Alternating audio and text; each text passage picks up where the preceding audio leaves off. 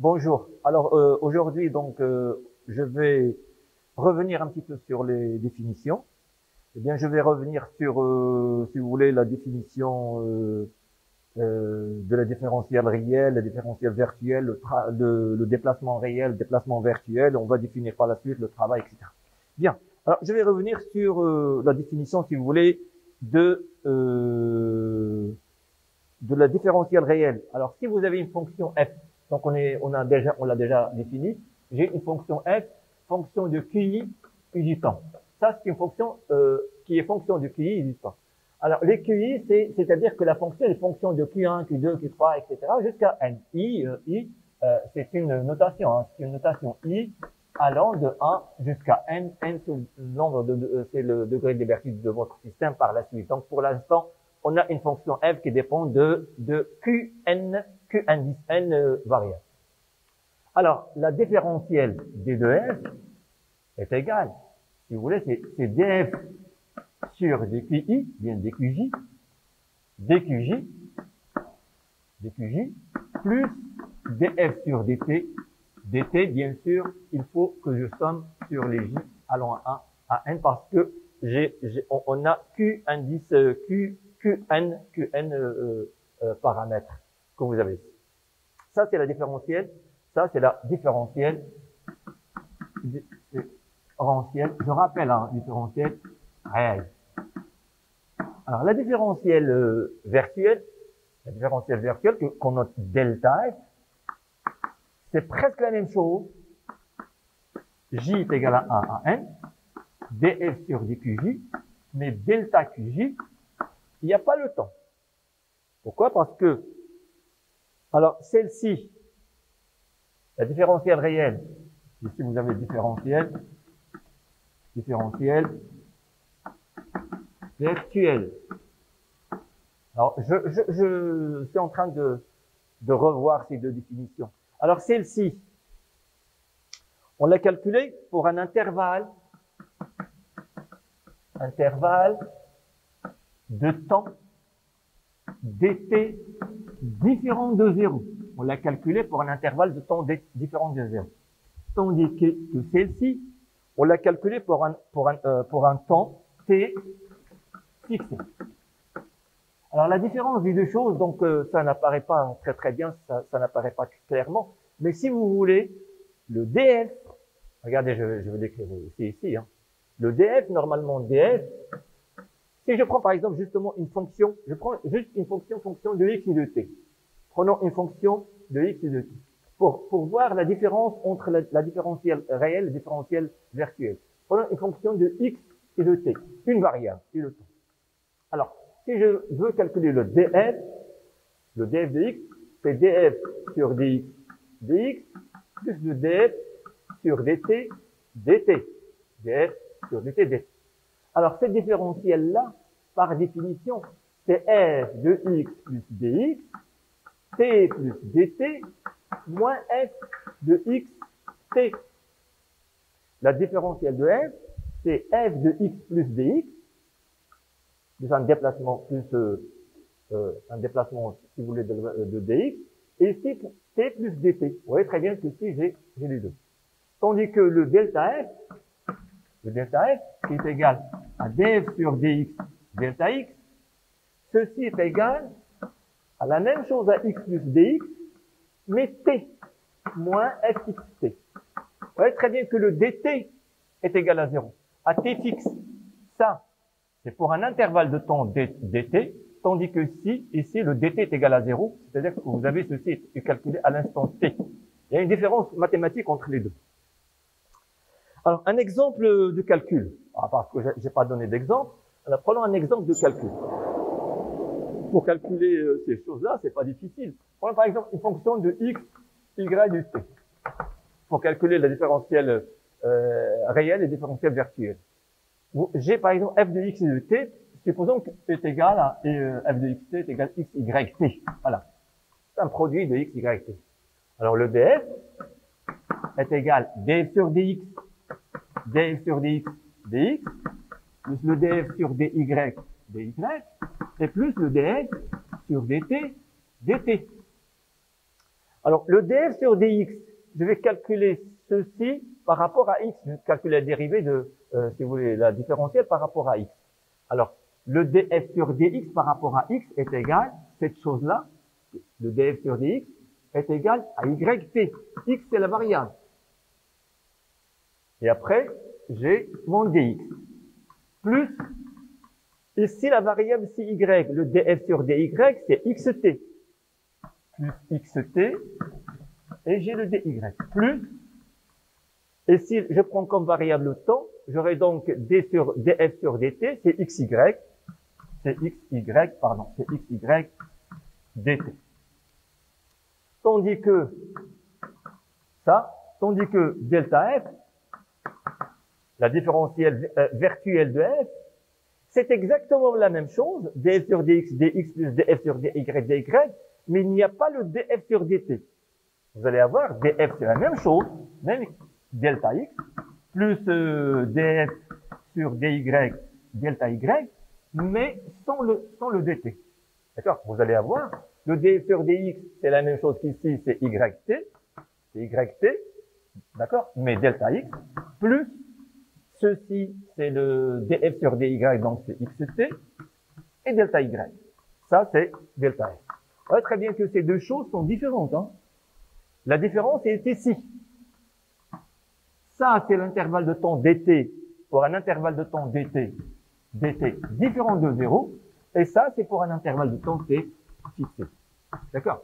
Je pourrais prendre un deuxième exemple si vous voulez, mais avant de prendre un deuxième exemple, je vais voir la dérivée par rapport au temps. Regardez pour la dérivée par rapport au temps, c'est-à-dire df sur dt. On l'a déjà fait aussi. Hein. On a déjà donné la définition. Hein. Ah, vous avez, si vous voulez, je vais l'écrire ici quand même. Hein, df sur dt. df sur dt, si je calcule le df sur dt, sinon je vais vous donner la définition dans le cas général. df sur dt, dans cet exemple, pour cet exemple, je calcule par exemple le df sur dt, est égal, même chose, vous allez prendre le df par rapport au temps, vous allez avoir ceci dx sur dt, plus ceci dy sur dt, plus ceci dt sur dt est égal à 1. Ou bien vous écrivez ça est égal à df sur dx, df sur dx, dx sur dt, dx sur dt, c'est x point, plus df sur dy, dy sur dt, c'est y point, et plus df sur dt. Et donc, ça nous fait, ceci, on l'a déjà calculé, c'est yt, ça nous fait yt, x point, plus y, plus xt, y point, plus xt, y point, et plus xy pour df sur dt. Et si vous voulez calculer le df virtuel df sur dt, on a déjà la définition, j'ai déjà donné la définition dans le cas général. Dans le cas général, je reviens ici, si vous voulez, dans le cas général, je reviens ici juste une petite seconde. Le df sur dt est égal sigma j1 à n, d'accord? df sur dqj, q.j, plus df sur dt. D'accord. Et le df sur dt virtuel, df sur dt, que je note virtuel comme ceci, hein, c'est la dérivée virtuelle, c'est la dérivée virtuelle de f, tandis que ça, c'est la dérivée réelle de f. Dérivée réelle de f, dérivée virtuelle de f, et ça, c'est la différentielle réelle de f, la différentielle virtuelle de f. Bien, est égal, sigma j est égal à 1 à n, df sur d qj, et ici vous aurez q point, mais avec un étoile j. Il n'y a pas d'autre terme que ça, il n'y a pas ce terme-là. Il n'y a pas ce terme-là. Vous voyez très bien qu'il n'y a pas ce terme. Eh bien, si on veut faire l'application ici, vous aurez, c'est yt, alors que c'est la même chose, vous avez ça, ce terme et ce terme, vous n'aurez pas ce terme. La même chose que ceci, la même chose que df sur dt, vous avez seulement x point étoile, plus yt, plus x, t, y point, mais vous rajoutez l'étoile. pour avoir la dérivée, c'est la dérivée de f, la dérivée virtuelle de f. La dérivée virtuelle de f. Bien. Alors, c'est très simple de faire le calcul directement de la dérivée de f réelle. C'est très simple. Vous avez la fonction f. Vous faites la dérivée normale. Hein. F de x est égal à x, y, t. Si je voudrais calculer la dérivée, bah, je fais ça directement. Est égal à x point plus x, y point t plus x, y.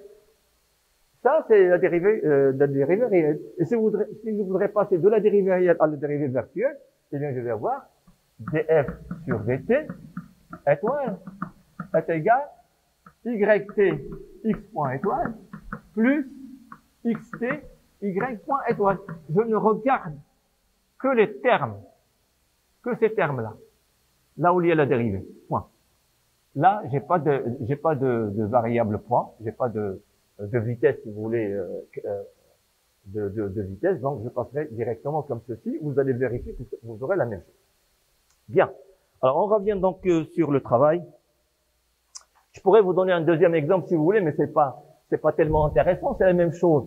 Prenez la fonction f de x, t est égal à x sinus de t. Vous avez df sur dt, hein, df sur dt est égal à x point sinus de t plus x, bien sinus oméga t, hein, plus x cosinus de t, plus x cosinus de t. Tandis que df sur dt étoile est égal à sinus de t, x point étoile. Vous voyez très bien la différence entre ces deux choses. La différence, elle est là. Et vous avez la différence de ça avec ça. Bien. Alors, même chose pour le déplacement réel et le déplacement virtuel. Le déplacement réel, vous avez, alors je vais prendre un point M qui appartient à un système discret. Donc, je vais définir mon système discret sigma. J'ai par exemple un système sigma discret de points. Donc, un système sigma, je vais prendre un système de points matériels pour l'instant. C'est la même chose. Hein. Je prends un système sigma, c'est un système de points, i est égal à 1 jusqu'à n points. N points, ce sont les points mi. Un point mi. Donc, un point mi, et le point mi, c'est la position du point mi. La position du point mi que je note comme ceci, QI, T. Alors, cette notation veut dire OM. OM, le vecteur position du point M par rapport à un repère, il est fonction du QI. Et le QI ici, il faut faire attention, c'est pas la même chose que le MI. Les QI, ou bien mettez les QJ si vous voulez. QJ, ces QI elles vont aller de J, de 1 jusqu'à M. Tandis que le I, qui appartient au système, c'est de I jusqu'à M. Bien. Voilà mon système, c'est un système discret. C'est un cas particulier, système discret. Alors, le D de M, le déplacement réel de M, est égal, ça c'est le déplacement réel de M, D de M c'est D de OM, ou bien D de O0M. Le déplacement réel de M est égal sigma sur J, hein, dm sur dqj, dqj, plus dm sur dt. Ça, c'est le déplacement réel. C'est la même définition que tout à l'heure. Hein. Vous allez, ce déplacement, il est calculé pendant un temps dt différent de 0. Il est calculé pendant un temps dt différent de 0. Tandis que le déplacement virtuel de n est égal sigma j allant 1 jusqu'à n, dm sur dqj, delta qj. Alors, ce déplacement, il est calculé pour un temps t fixé. Vous voyez, c'est la même définition que tout à l'heure, sauf que celui-là, il est calculé pendant un intervalle de temps dt, tandis que celui-là, il est calculé pour un intervalle de temps t fixe. Alors, vous aurez donc la vitesse du point M, etc., la vitesse, etc. Alors, la chose suivante qu'il faut noter aussi, c'est que le dm, c'est d au 0m, hein, d au 0m, et bon, on va rester là sur, sinon on va donc... Alors, alors les changements, si vous voulez, les delta QI. Alors, c'est un changement, c'est delta QI si vous voulez, mais delta QI, c'est un changement,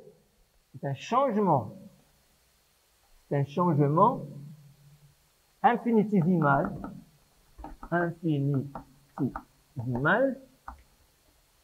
c'est un changement infinitésimal des coordonnées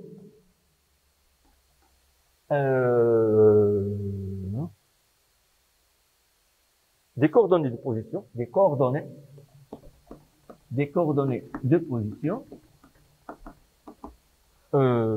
de position du système à t fixé. Tandis que là, c'est un changement pendant un temps d'été. Bien. Alors, je ne vais pas revenir sur les vitesses. Vous l'avez déjà, j'ai déjà donné la définition, mais quand même on aura besoin des vitesses, je vais les écrire aussi. Alors ça, c'est le déplacement réel. Hein. Ça, c'est déplacement réel. J'ai déjà donné la définition. Ça, c'est les déplacements virtuels. Déplacement virtuel, déplacement réel. Et la vitesse réelle de m par rapport à un repère donné, c'est sigma j est égal à 1 à n dn. Ah oui, il faut que j'écrive d'abord à quoi est égal ceci. Ceci, c'est la dérivée de m sur dt. C'est la dérivée de m sur dt par rapport à R0. Et ceci est égal à somme j est égal à 1 à n dm sur dqj q.j plus dm sur dt. Plus dm sur dt. Et la vitesse virtuelle, ça on l'a déjà défini, est égale à la somme j est égal à 1 à n dm sur dqj delta q.j, q.étoile j. C'est une notation hein, pour dire que nous avons une vitesse virtuelle. Pour avoir la vitesse virtuelle. Bien. Alors, on va définir aujourd'hui, ce qui est très important, on va définir ce qu'on appelle le travail virtuel et le travail réel. On va commencer d'abord par le travail réel, delta W d'une force F appliquée à un point M, par exemple un point M quelconque, hein, dm. La force F est appliquée au point M, donc vous avez le déplacement réel, c'est F dm. Tandis que le déplacement virtuel, ça c'est le déplacement, ça c'est le travail, réel de F. Tandis que celui-là, delta, le travail virtuel, c'est toujours la force F, mais multiplié par le déplacement virtuel. Vous avez un travail virtuel. Travail virtuel de F. Travail virtuel de F. D'accord? Donc la même chose, on parle de puissance réelle et puissance virtuelle d'une force F. Pour l'instant, on n'introduit qu'une force. On n'introduit pas le torseur ou bien le torseur des actions. Pour l'instant, on parle de point matériel et donc j'introduis qu'une force, que la force agissant sur un point matériel. Bien, alors, la puissance réelle et la puissance virtuelle. Alors, pour les puissances réelles et la puissance virtuelle, vous avez la puissance de la force F sur le point M par rapport à R0. La puissance réelle, c'est la force F multipliée par la vitesse de M par rapport à R0. Ça, c'est la puissance réelle. Puissance réelle de F par rapport à R0. Bien sûr, par rapport à R0, parce que pour la puissance, je calcule la puissance à partir de la vitesse, et la vitesse, j'aurai besoin du repère. Donc, c'est la puissance de F par rapport à R. Bien. Alors, la puissance virtuelle, on la note avec étoile. Alors, faites attention, le travail réel avec des droits, tandis que le travail virtuel avec un delta. Ici, la puissance réelle, c'est la P tout court, et la puissance virtuelle de F toujours, sur M par rapport à R0, c'est la force multiplié par la vitesse virtuelle de m par rapport à r. C'est la puissance virtuelle de f par rapport à R0, de f par rapport à R0. Voilà pour les définitions. Alors, ces définitions, elles semblent être très très simples, mais il faut faire attention. Alors, je vais donc regarder les deux, la puissance réelle et virtuelle. Vous allez voir la différence entre les deux. Alors, si je voudrais calculer la puissance, par exemple, réelle, regardez la puissance réelle. La puissance de f sur m par rapport à R0, par définition, c'est f fois v de m par rapport à R0, et c'est égal à f fois. Alors la vitesse, on l'a déjà rappelé, la vitesse c'est sigma j allant de 1 à n, c'est dm sur dq j q point j plus df, pardon, plus dm sur dt, plus dm sur dt. Alors, vous voyez très bien que cette puissance est égale ce terme fois celui-là, plus ce terme fois celui-là. Donc, je vais les scinder en deux, c'est mieux pour qu'on puisse voir par la suite. C'est f multiplié par, si vous voulez, ce premier terme, que je note ici, j est égal à 1 à n, dm sur dqj, q point j, plus, vous pouvez mettre le f à l'intérieur, si vous voulez, ça n'a pas d'importance. Plus, ce qui est important, ce que je voudrais vous faire voir, c'est ce terme f fois le dm sur dt, hein, fois le dm sur dt. C'est f dm sur dt. Alors ça, c'est pour la puissance réelle. Et pour la puissance virtuelle, vous allez voir que c'est un peu différent. Hein. Pour la puissance virtuelle, la vitesse virtuelle n'est pas la même, l'expression n'est pas la même, et donc la puissance virtuelle n'a pas la même expression. Vous voyez très bien que la puissance virtuelle de f sur m par rapport à R0 est égale toujours 1, mais fois la vitesse virtuelle de m par rapport à R0, et ceci c'est f multiplié par la vitesse virtuelle. La vitesse virtuelle c'est somme j1 à n dm sur dqj q point étoile j. D'accord? Il n'y a pas de terme comme ici. Ce terme-là n'existe pas. Vous voyez très bien que ce terme-là n'existe pas. Et donc, on verra bien que par la suite, que la puissance virtuelle, la puissance virtuelle et la puissance réelle ne sont pas égales. Elles ne sont pas égales à cause de ce terme-là. Hein. Elles ne sont pas égales. On verra donc si la liaison, par exemple, ou bien les liaisons définies, si vous voulez, au point M, disons, la liaison définie au point M, si cette liaison dépend du temps, ou bien si la position du point M dépend que de t, normalement, la position de M, elle va dépendre de QI, UJ temps. Plus simple, parlons plus simple, voilà plus simple. Plus simple, je vais ça. Si en particulier, la position de M ne dépend pas du temps, alors ça et ça, c'est presque la même chose. Mais là, si la position du point M dépend du temps, vous aurez ce terme-là qui va rester. Donc, je vais vous montrer ça par un exemple. Même chose, le travail réel de F, travail réel, bien sûr, de F sur M, hein, je vais mettre de F en bas. Pour dire que c'est le travail réel, ça c'est le travail réel, mais de la force F. De la force F, pour indiquer la force F, c'est F multiplié par le dm est égal à f. Alors, le déplacement réel, c'est la même chose. J est égal à 1 à n, dm sur dqj, dqj, plus df sur dt, dt. Vous voyez très bien que dans ce travail aussi, vous avez ce terme fois ça, et plus f fois df fois dm sur dt, fois dm sur dt, fois dm sur dt, dt. D'accord? Donc, vous pouvez la scinder en deux.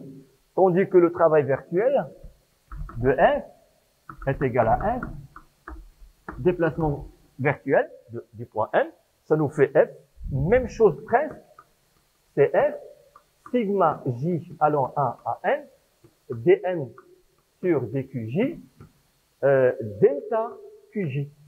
Point à la ligne, je n'ai pas ce je n'ai pas ce terme plus. D'accord? Vous pouvez faire ça plus, si vous voulez, plus, ben, je pourrais mettre ça, hein, plus f fois ça.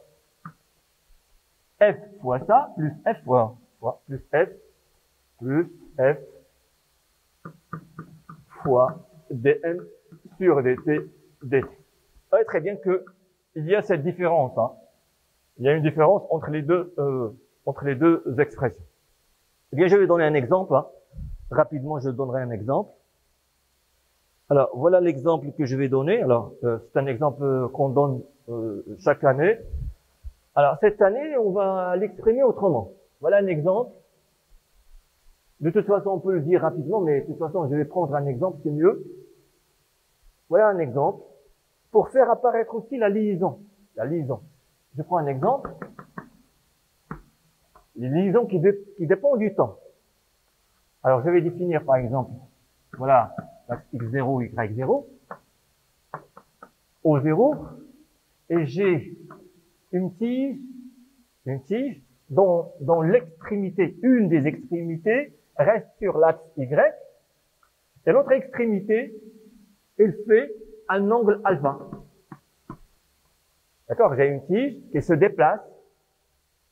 Alors, elle va se déplacer, bien sûr, la tige se déplace dans le plan.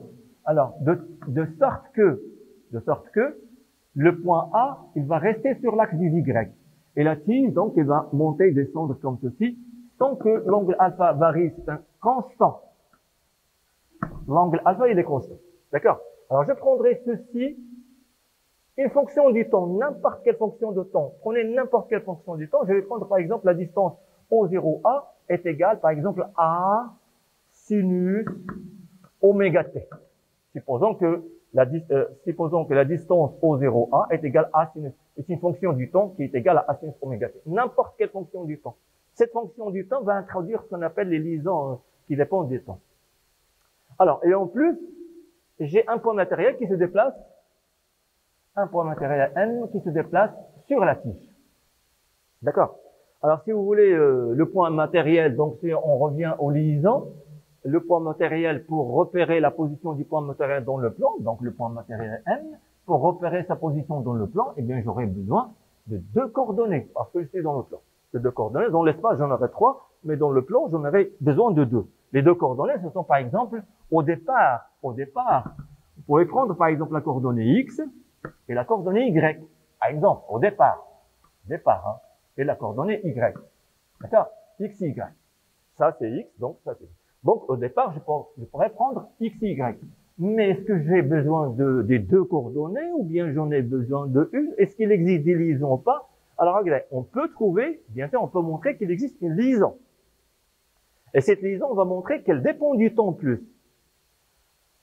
Alors, si vous regardez ceci, rapidement, pour aller rapidement vers la solution, regardez, cette partie-là, c'est y moins a sinus oméga t. Cette partie-là, en rouge, ça en rouge, c'est y, pardon, c'est y moins a sinus oméga t. Normalement, c'est y. Voilà la fonction du temps que vous avez ici. C'est une fonction du temps explicite. Hein. C'est une fonction du temps explicite. Alors, ce terme-là, c'est y moins a sinus. Et donc, tangente alpha qui est constant est égal à ceci sur ça, sur y, sur x. Donc, j'aurai la tangente alpha. Alpha est égal y moins a sinus oméga t sur x. C'est-à-dire que y, si seulement si, le y est égal à x tangente alpha plus a sinus oméga t. Voilà le mot y. C'est-à-dire que cet y-là est égal à x, tangente alpha plus a sinus oméga t. Alors, je vois très bien que si je connais la position x du point n, la position y, je pourrais la calculer à partir de x. C'est-à-dire que la coordonnée x, y, ce sont 2 coordonnées qui sont dépendantes l'une de l'autre. Je pourrais exprimer donc y et les exprimer en fonction de x. Donc, j'ai ici une liaison. Cette liaison, elle est là. Vous pouvez, par exemple, Donc, on a l'habitude d'écrire une liaison comme ceci. F de QI, par exemple, si je prends les liaisons holonomes, ça, c'est une liaison holonome. F est égal à 0. Donc, vous pouvez l'écrire aussi sous la forme Y moins X tangente alpha moins A sinus oméga T est égal à 0. C'est une liaison holonome. C'est une liaison holonome. Vous pouvez l'écrire aussi Y moins X tangente alpha moins A sinus oméga T est égal à 0. Donc, on n'a pas de problème avec on n'a pas de problème. Soit vous laissez la liaison comme ceci, soit vous l'écrivez sous la forme est égal à 0, c'est la même chose. Donc, vous avez donc ici une liaison. Alors, cette liaison, c'est une liaison holonome. Holonome. Liaison holonome. Et en plus, cette liaison, elle dépend du temps. Vous voyez très bien, elle dépend explicitement du temps. La liaison dépend explicite, c'est une dépendance explicite. C'est pas une dépendance implicite. La dépendance implicite, elle est dans X, mais là, vous avez le temps explicitement. On dit que cette liaison, elle dépend explicitement du temps. Ça veut dire que la dérivée de la liaison, cette liaison, si je la note F, sa dérivée par rapport au temps, elle est différente de 0. Si vous la dérivez par rapport au temps, vous allez trouver ce terme-là. Hein. Par rapport au temps, comme ceci, c'est pas par rapport à x, y, c'est par rapport au temps, vous aurez 0, 0, 0, mais là, vous allez avoir A oméga cosinus oméga t, d'accord? A oméga cosinus. Ceci est différent de 0, donc vous avez une liaison qui est différente de 0, qui est une liaison holonome, réonome. Puisqu'elle dépend du temps. La liaison dépend du temps. Alors, puisque la liaison dépend du temps, on va voir que dans le cas où les liaisons dépendent du temps, vous aurez donc le travail réel et virtuel, la puissance réelle et virtuelle ne sont pas identiques. Mais dans le cas où les liaisons ne dépendent pas du temps, à ce moment-là, vous aurez le travail réel virtuel, puissance réelle virtuelle, c'est la même chose. Alors, autre chose.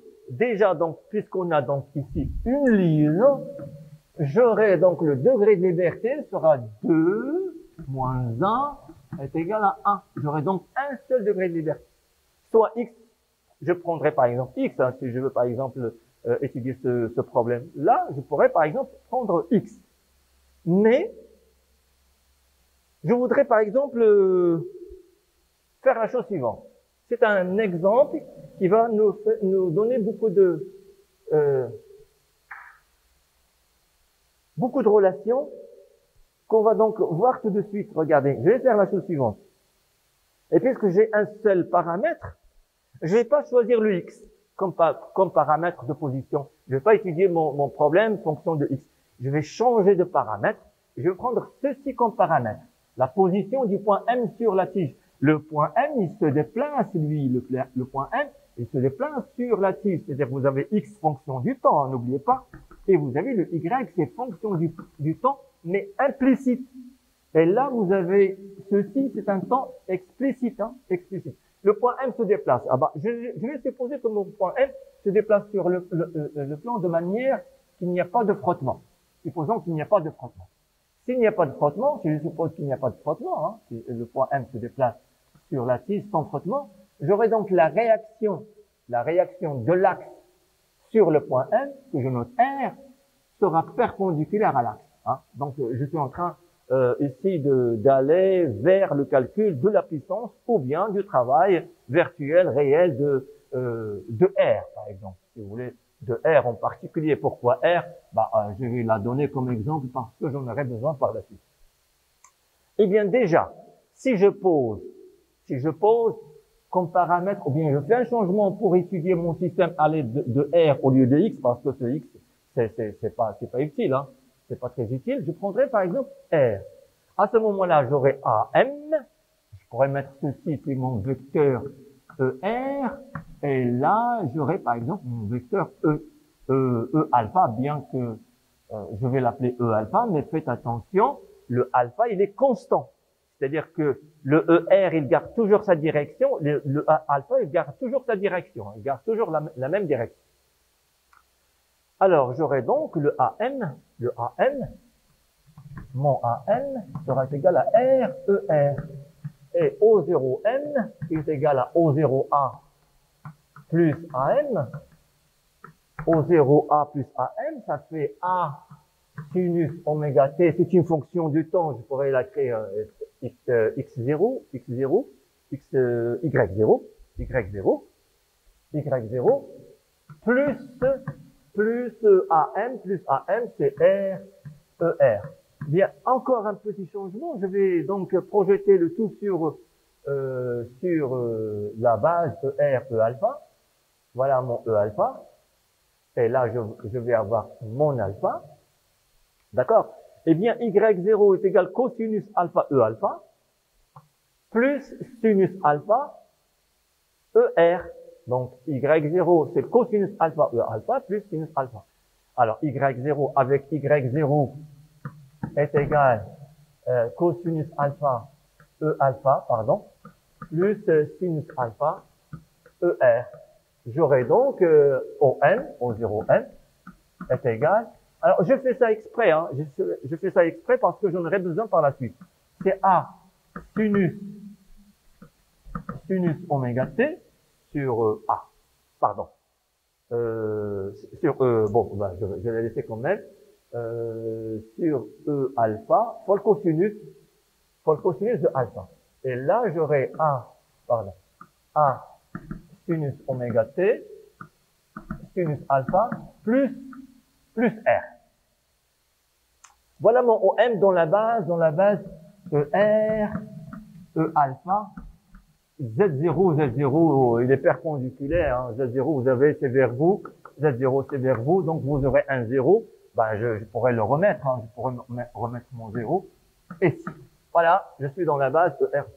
Alors là, c'est très simple, regardez, si je voudrais calculer la vitesse réelle du point M par rapport à R, la vitesse réelle est égale, toujours dans la même base, dans cette base, la vitesse réelle, c'est oméga A, oméga sinus alpha, cosinus oméga t, plus R point. D'accord? Et en bas, j'aurai A, cosinus alpha, oméga, cosinus aussi, oméga t. Ici, c'est 0. Ça, c'est la vitesse. Eh bien, regardez, je vais passer de là vers la vitesse virtuelle. C'est ça ce que je voudrais vous montrer déjà. Si je passe vers la vitesse virtuelle de m par rapport à R0, je passe vers la vitesse virtuelle. Eh bien, pour la vitesse virtuelle, j'aurai ça. 0, 0. D'accord? Et si je voudrais, par exemple, calculer le déplacement réel, je pourrais passer directement à partir de la vitesse, si vous voulez. Je pourrais passer directement à partir de la vitesse pour avoir le déplacement réel. dm au lieu de dm sur dt. Donc, je vais multiplier par dt. C'est A, c'est dm, c'est pas la peine de l'écrire. C'est même pas la peine de l'écrire. C'est V, parce que V, c'est quoi? La vitesse, c'est dm sur dt. Eh bien, dm, c'est Vm par rapport à R0, dt. Vous multipliez par dt, vous aurez ici dr. dr est égal à A oméga sinus alpha cosinus oméga t dt plus dr. Vous voyez, ici vous avez dt, ici vous avez dr. Ici vous aurez dr. Tandis que là, vous aurez A oméga cosinus alpha cosinus oméga t dt. Et là, c'est 0. Alors, le déplacement virtuel, c'est delta m. Delta m est égal. Eh bien, regardez aussi, c'est la même chose que ce passage-là. Vous aurez la même chose, si vous voulez, avec le déplacement virtuel, le delta m, c'est la vitesse virtuelle fois dt. Le delta m, c'est la vitesse virtuelle fois dt. La vitesse virtuelle fois dt, vous aurez ici carrément dr 0, 0 dans la même base. Hein. Dans la même base, toujours dans la même. Oui, très bien. On a donc calculé la vitesse virtuelle, le déplacement virtuel, déplacement réel et la vitesse réelle. Alors, qu'en est-il, par exemple, de la puissance de R, la puissance ou bien le travail réel virtuel de R? Eh bien, si je voudrais calculer, par exemple, le déplacement réel ou virtuel de R, j'ai pris R parce que ça va nous servir par la suite lorsqu'on va voir que que lors d'un déplacement, ben je vais le dire une fois qu'on aura donc on aura fait le calcul, hein, c'est mieux que de balancer un petit peu ce que je vais faire. Alors, si je voudrais calculer par exemple le déplacement réel, le travail réel de R, de la réaction de l'axe sur le point M. C'est R fois le déplacement du point M lui-même, parce que la force R est appliquée au point M, donc le travail, c'est la force multipliée par le déplacement du point M où la force est appliquée. Vous avez la force est appliquée sur le point M, donc le travail réel, c'est RdM. Et RdM, R, elle est portée par ER, par Eθ, R est portée par Eθ, donc ça vous fait E alpha. R, elle est portée par E alpha parce qu'il est perpendiculaire à ER, donc il est porté par E alpha. R, E alpha, scalaire le dm réel, et le dm réel, on l'a déjà calculé, hein, le dm réel, le voilà. Le dm réel, c'est tout ça. Donc ici, c'est ER, E alpha. Donc pour le travail, vous aurez ce terme-là, qui dépend du temps. Vous voyez? Ça fait donc multiplié par dm, eh bien, tout calcul fait, ça fait R A, donc je prends ce qui est ici, A oméga, cosinus alpha, cosinus oméga t, dt. D'accord? Ça, c'est le travail réel. Tandis que le travail virtuel de R, vous voyez la différence? C'est R fois delta M. Vous voyez, c'est ça l'objectif. Il faut voir par la suite, on va voir par la suite que travailler avec les déplacements virtuels rend plus simple, si vous voulez, la résolution d'un problème en mécanique. Alors, R delta M, c'est toujours R E alpha, scalaire delta M. Ben, cette fois-ci, le delta M est égal, le delta M, c'est dr ER. Le delta M, c'est dr ER. Eh bien, vous voyez très bien que E alpha fois ER est égal à 0. Et donc, ceci est égal à 0. Avant de conclure, je calcule aussi R sur le point M par rapport à R0 est égal à la force fois la vitesse réelle de M par rapport à R0. Pardon. R est égal à R E alpha. Scalaire R E alpha, scalaire la vitesse, donc il faut voir la vitesse. Vous prenez que la partie qui nous intéresse E alpha, donc il n'y a pas de temps ici, et vous aurez, même chose que tout à l'heure, vous aurez, normalement le travail de la puissance, c'est la même chose, à oméga cosinus oméga t. Normalement le travail et la puissance, c'est la même chose, parce que normalement le travail, c'est quoi? C'est la force fois dm, et le dm, c'est dm sur dt fois dt, et dm sur dt, c'est la vitesse, et vous aurez la puissance fois la vitesse, et donc le travail, c'est la puissance fois dt. Le travail, c'est la puissance fois dt. Et bien, calculer le travail, ou bien calculer la puissance, ça revient au même. Et la puissance virtuelle de R sur M, par rapport à R0, est égale, même chose qu'ici, ça fait un 0, vous avez RER, et pour la vitesse virtuelle, c'est R.ER, ben je vais l'écrire ici, hein, si vous voulez, c'est R E alpha, multiplié par R.étoile ER, et ceci est égal à 0. Alors, l'une des conclusions, c'est que dans un déplacement virtuel qui respecte les liaisons, regardez les liaisons. Je considère un déplacement virtuel qui respecte la liaison, c'est-à-dire que je vais rester tout en restant.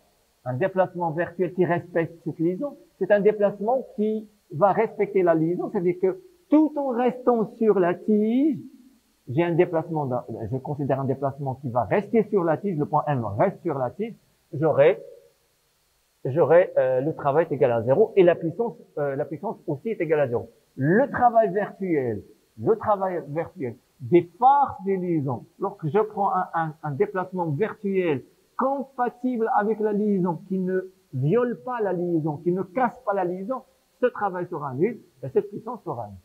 D'accord? Et ceci, on va y revenir par la suite. Bien. Oui. Ah oui, j'ai pas donc... bon, c'est pas grave. Alors, je vais conclure la chose suivante. Alors, si les liaisons dépendent du temps, alors, travail réel et travail virtuel sont différents. Puissance réelle et puissance virtuelle sont différentes. Alors, si la liaison, si les liaisons, ou bien contraintes, si les liaisons ou contraintes dépendent du temps, c'est-à-dire vous avez des F sur des T différents de 0, QI, QIT, différents de... Alors, vous avez DW est différent de delta W. Dans le cas général, et P sera différent de P et S. Dans le cas général.